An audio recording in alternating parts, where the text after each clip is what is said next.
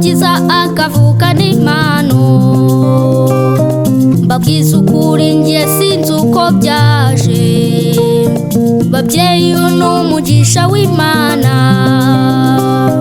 umwana n'impano y'Imana byaba byiza akavuka n'impano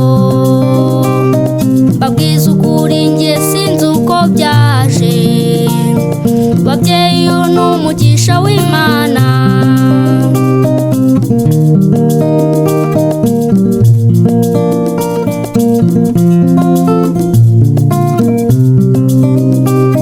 ndashima Imana yampaye iyi mpano ndashima n'ababyeyi badahwema kumba hafi mu buzima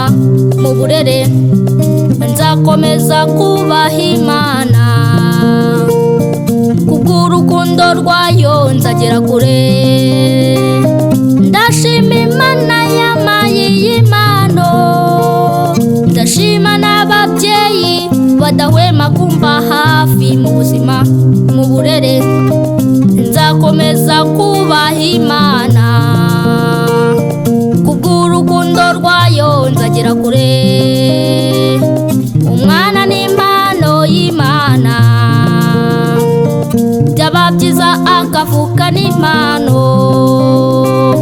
mbabwiza ukuri njye sinzi uko byaje babyeyi ni umugisha w'Imana umwana n'impano y'Imana byaba byiza akavuka n'impano mbabwiza ukuri njye sinzi uko byaje babyeyi ni umugisha w'Imana